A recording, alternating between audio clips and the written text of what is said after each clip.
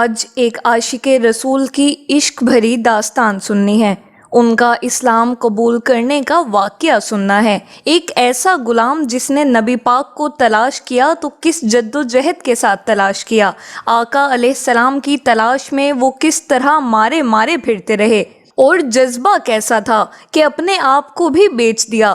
جی ہاں، اپنے آپ کو گویا سولڈ آؤٹ کر دیا۔ غلام بننے کو تیار ہو گئے، مگر آقا علیہ السلام کے قدموں تک پہنچنا تھا، کسی طرح مدینے کی بستی میں پہنچنا تھا، آخری نبی کی بارگاہ میں حاضر ہونا تھا۔ آج وہ عشق بھری داستان آپ کو سنانی ہے۔ ماجرا کچھ یوں تھا کہ وہ شخصیت خود کہتی ہیں کہ اچانک میرے دل میں خیال آیا، حالانکہ وہ خود کسی اور دین پر عمل کرتے تھے، مگر اچانک خیال آیا کہ سب سے افضل دین کون سا ہے، زمین و آسمان بنانے والی کون سی ذات ہے، ان تمام چیزوں کا خالق اور مالک کون ہے۔ وہ کہتے ہیں کہ اس زمانے میں ایک راہب تھا، میں تلاش کر کے ان کے پاس پہنچا اور ان سے کہا کہ ذرا یہ تو بتائیے کہ اس پوری دنیا میں سب سے افضل دین کون سا ہے۔ تو وہ راہب کہتے ہیں کہ تمہیں اچانک یہ بات کیسے سوچ گئی؟ تو فرماتے ہیں کہ میں جاننا چاہتا ہوں کہ زمین و آسمان کا مالک کون ہے، دنیا کا سب سے افضل دین کون سا ہے۔ تو راہب نے کہا کہ اگر تمہیں اس سوال کا جواب چاہیے تو ایسا کرو کہ موصل میں، جو کہ عراق کا ایک علاقہ ہے، وہاں ایک راہب ہیں، ان سے بڑا کوئی عالم نہیں ہے، تم ان کے پاس جاؤ، شاید وہ تمہاری رہنمائی کریں۔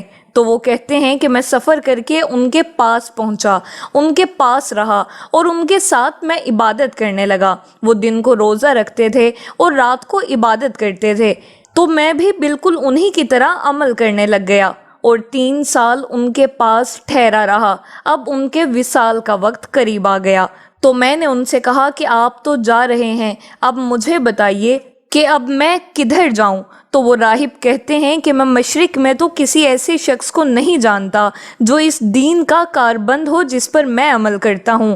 ہاں، البتہ جزیرہ عرب کے پاس ایک راہب ہے، تم اس کے پاس جاؤ اور اسے میرا سلام کہنا۔ تو آپ فرماتے ہیں کہ میں اس عالم کے پاس چلا آیا اور ان کی وفات تک ان کے ساتھ رہا، اور جب ان کے وصال کا وقت آیا تو میں نے کہا کہ اب 3 سال بعد آپ مجھے کس کے پاس جانے دیتے ہیں؟ آپ کے انتقال کا وقت قریب آ گیا ہے۔ تو وہ عالم کہتے ہیں کہ میں پوری دنیا میں اور کسی کو تو نہیں جانتا، البتہ اموریہ میں ایک بڑی عمر کا عالم ہے، پتہ نہیں تم اس سے مل بھی سکو گے یا نہیں۔ بہرحال وہ شخصیت کہتی ہیں کہ اس عالم کے انتقال کے بعد میں نے اموریہ کا سفر کیا، حق کی تلاش ہے، دین حق کی تلاش ہے، خالق مالک کی تلاش ہے، ایک شہر سے دوسرے شہر کا سفر ہے۔ اب وہ اموریہ پہنچتے ہیں، وہاں بھی کچھ عرصہ رہتے ہیں، اور اب ان کے انتقال کا بھی وقت قریب آ جاتا ہے۔ تو پوچھتے ہیں کہ اب آپ مجھے کس کے پاس بھیجتے ہیں؟ تو وہ کہتے ہیں کہ دنیا میں اب میرے علم کے مطابق کوئی ایسا عالم نہیں ہے جو حق پر ہو، البتہ ایک زمانہ قریب آتا جا رہا ہے جب حضرت ابراہیم علیہ السلام کی آل میں ایک شخص پیدا ہوگا، ابھی کئی 100 سال باقی ہیں، تم اس کو نہیں پا سکو گے، لیکن دیکھو اس کے علاوہ تم کسی اور کے پاس مت جانا، اور اگر تم وہ زمانہ پا لو تو پھر تم ضرور ان کا ساتھ دینا، کیونکہ وہ حق پر ہوں گے۔ اور وہ عالم کہتے ہیں کہ سنو، ان شخصیت کی نشانی یہ ہے کہ انہی کے قوم کے لوگ انہیں ساحر کہیں گے، معاذاللہ جادوگر کہیں گے، مجنون کہیں گے، کاہن کہیں گے، اور سنو ان کی ایک اور نشانی یہ بھی ہے کہ ہدیہ دو گے تو تناول کر لیں گے اور صدقہ دو گے تو قبول نہیں کریں گے، اور سنو ان کے دونوں کاندھوں کے درمیان، دونوں شانوں کے درمیان مہر نبوت جگمگا رہی ہوگی۔ میرے اسلامک آئیکن کے ناظرین، ہمارے آقا کی بھی کیا شان ہے، ابھی دنیا میں آئے نہیں ہیں مگر زمانہ پھر بھی دیوانہ ہے۔ بہرحال اب وہ شخصیت کہتے ہیں کہ میں انتظار کرتا رہا، اور آخر ایک بستی کی طرف ایک قافلہ جا رہا ہے، عرب کی ایک وادی ہے، کھجوروں کی وادی ہے۔ یاد رہے کہ ابھی اس شہر کو شہر مدینہ کا نام نہیں دیا گیا تھا، اس سے پہلے کئی اور نام تھے۔ کہتے ہیں میں نے ان قافلے والوں سے پوچھا تم لوگ کون ہو اور کہاں جا رہے ہو؟ تو تو وہ قافلے والے کہتے ہیں ہم لوگ اس بستی کی طرف جا رہے ہیں جس کا پتہ ان اراہب نے بتایا تھا۔ کہتے ہیں کہ ہم وہاں تجارت کے لیے جا رہے ہیں، ہم وہاں تجارت کرتے تھے، لیکن وہاں آل ابراہیم میں سے ایک شخص پیدا ہوا ہے، اس کی قوم اس کے قتل کے در پہ ہے، جس کی وجہ سے وہ ہجرت کر کے ہمارے شہر میں آ گیا ہے۔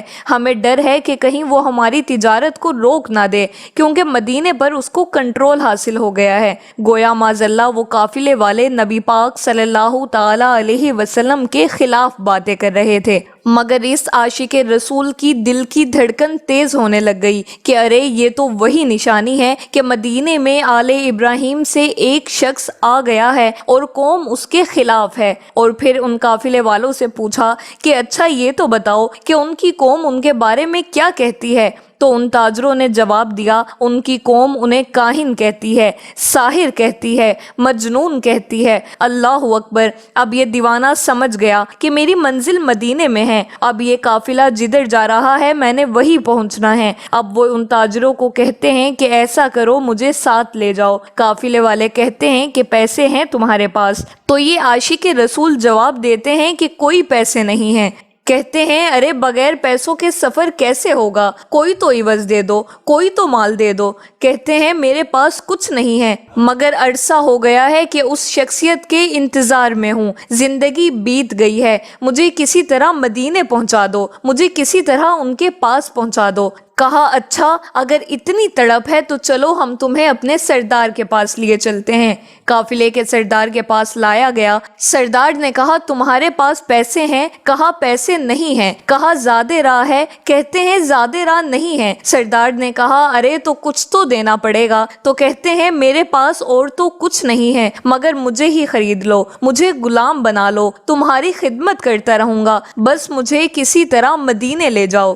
میرے اسلامک آئیکن کے ناظرین ذرا غور تو کیجئے کہ صدیوں پرانی داستان ہے۔ ایک دیوانہ آقا کی یاد میں تڑپ رہا ہے، انہیں دنیا کے کونے کونے میں تلاش کر رہا ہے۔ اب تاجر کہتے ہیں کہ چلو ہم تمہیں اپنا غلام بنا لیتے ہیں۔ کہا جاتا ہے کہ ایک بار نہیں، دو بار نہیں، بلکہ شہر مدینہ تک پہنچتے پہنچتے یہ دیوانہ 10 بار بکتا گیا۔ غلام مصطفیٰ بن کر میں بک جاؤں مدینے میں، محمد نام پر سودا سرے بازار ہو جائے، بے دام ہی بک جائیے بازار نبی میں، اس شان کے سودے میں خسارے نہیں ہوتے۔ یہ غلام بن کر بکتے رہے اور بالآخر 10 بار بکنے کے بعد یہ دیوانہ مدینے تو پہنچ گیا، مگر راستہ نہیں پتا کہ جانا کدھر ہے۔ اچھا جو یہ شخصیت ہے نا، ان کی زبان بھی عربی نہیں تھی، کوئی اس پورے شہر میں ان کی زبان جانتا ہی نہیں تھا، یہ فارسی بولتے تھے اور مدینے میں سارے لوگ عربی بولتے تھے۔ کس سے راستہ پوچھتے، کس سے معلومات لیتے، جانا کدھر ہے، نام بھی معلوم نہیں ہے۔ وہ غلام تھے، اس لیے اب انہیں مدینے میں کھجوروں کے باغ میں لگا دیا گیا کہ تم نے کھجوریں توڑنی ہیں۔ کہتے ہیں میں کھجوریں توڑتا تھا، میں محنت مزدوری کرتا تھا اور میں پیٹھ پر اتنا بوجھ اٹھاتا تھا کہ میرا سینہ اور پیٹھ کی طرف چلا گیا، بس مزدور بنا ہوا تھا۔ انتظار تھا نبی آخر الزماں کا کہ کبھی تو دیدار ہوگا، کبھی تو ان کا جلوہ دیکھوں گا، کبھی تو ان کی غلامی اختیار کروں گا۔ لوگ قریب سے گزرتے تھے مگر میری زبان کوئی نہیں سمجھتا تھا۔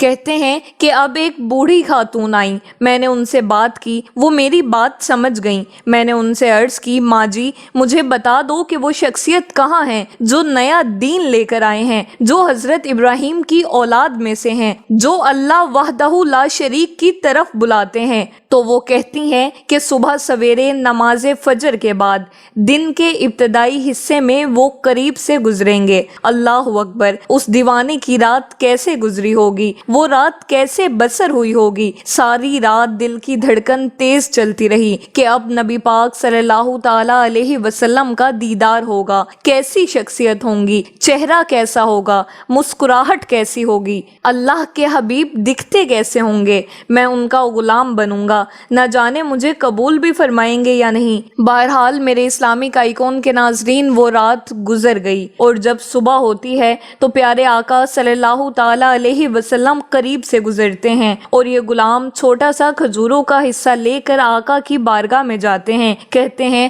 حضور آپ کے لیے تحفہ لایا ہوں۔ ارشاد فرماتے ہیں بتاؤ کیا یہ صدقہ ہے؟ جی حضور صدقہ ہے۔ آپ صلی اللہ تعالیٰ علیہ وسلم نے صحابہ سے فرمایا کہ آپ سب کھا لیں، مگر نبی پاک صلی اللہ تعالیٰ علیہ وسلم نے تناول نہیں فرمایا۔ پہلی نشانی کنفرم ہو گئی۔ اب یہ دوبارہ کھجوروں کا تھال لے کر گئے، کہا حضور یہ لایا ہوں، فرمایا صدقہ ہے، کہا نہیں حضور ہدیہ ہے، تحفہ ہے۔ اب آقا صلی اللہ تعالیٰ علیہ وسلم نے خود بھی تناول فرمایا اور اپنے صحابہ میں بھی تقسیم کیا۔ دوسری نشانی بھی پوری ہو گئی۔ اب دل بیتاب ہے کہ مہر نبوت دیکھنی ہے۔ راہب نے بتایا تھا کہ دونوں کاندھوں کے درمیان ایک بہت ہی خوبصورت سی مہر نبوت ہے۔ اب آقا علیہ السلام 2 چادریں پہنا کرتے تھے، چادر پہنی ہوئی ہے۔ اب وہ شخصیت کہتے ہیں کہ کبھی میں دائیں جانب جا کر دیکھنے کی کوشش کرتا ہوں تو کبھی بائیں جانب۔ اب آقا علیہ السلام نے میری طرف دیکھا اور نبی پاک صلی اللہ تعالیٰ علیہ وسلم مسکرائے۔ آقا نے سمجھ لیا کہ میں کیا دیکھنا چاہتا ہوں۔ نبی پاک صلی اللہ تعالیٰ علیہ وسلم نے اپنی مبارک چادر اتاری، کہا جو ڈھونڈ رہے ہو، جو دیکھنا چاہتے ہو، آؤ دیکھ لو۔ وہ دیوانہ کہتا ہے میں دوڑتا ہوا گیا، مہر نبوت دیکھی اور نبی پاک صلی اللہ تعالیٰ علیہ وسلم کی پیٹھ سے لپٹ گیا، چومنے لگ گیا، کہا حضور آپ کی تلاش میں مارا پھر رہا ہوں، بہت عرصہ ہو گیا ہے حضور، بہت عرصے سے آپ کو تلاش کر رہا ہوں۔ آقا علیہ السلام اب آپ کے قدموں میں آ گیا ہوں، اپنی غلامی میں قبول فرما لیجئے۔ اللہ اکبر۔ نبی پاک صلی اللہ تعالیٰ علیہ وسلم نے انہیں اپنی غلامی میں قبول بھی فرمایا اور کلمہ پڑھ کر دامن مصطفیٰ سے وابستہ بھی ہو گئے۔ میرے اسلامک آئیکن کے ناظرین، یہ شخصیت کون تھے جو اتنی تلاش کے بعد پہنچے، جو اتنے عرصے کے بعد نبی پاک کے قدموں میں پہنچے؟ وہ کوئی اور نہیں، وہ حضرت سلمان فارسی رضی اللہ تعالی عنہ ہیں۔ صحابہ کرام میں سب سے بڑی عمر آپ نے پائی۔ ایک روایت کے مطابق 250 سال آپ کی عمر مبارک تھی۔ اب انہوں نے اپنی ساری سٹرگل کی داستان حضور کو سنائی کہ حضور غلام بن گیا ہوں، بک گیا ہوں آپ تک پہنچتے پہنچتے۔ آقا فرماتے ہیں کہ میں تمہیں خریدوں گا، جاؤ اپنے آقا سے پوچھ کے آؤ کیا ڈیمانڈ کرتا ہے، تمہیں آزاد کرنے کی کیا قیمت لے گا۔ اب وہ کیا کہتا ہے 300 پھلدار درخت کھجوروں کے لگائیں اور 40 اوکھیا سونا ملے گا تو تب تمہیں آزاد کروں گا۔ میرے اسلامک آئیکن کے ناظرین، یہ بہت بڑی قیمت ہے۔ یاد رہے کھجور کا درخت لگاتے ہی پھل نہیں دیتا، بعض اوقات 3 سال، بعض اوقات 5 سال میں پھل دیتا ہے۔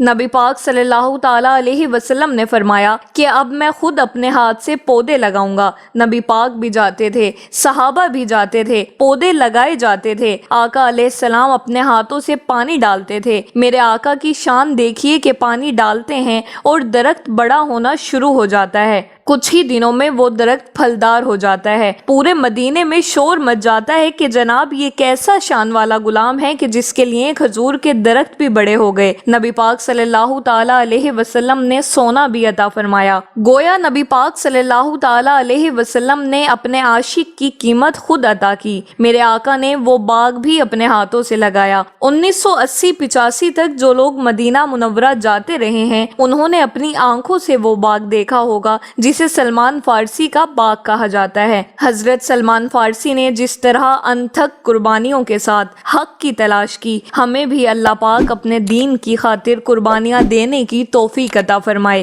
آمین بجاہ النبی الامین۔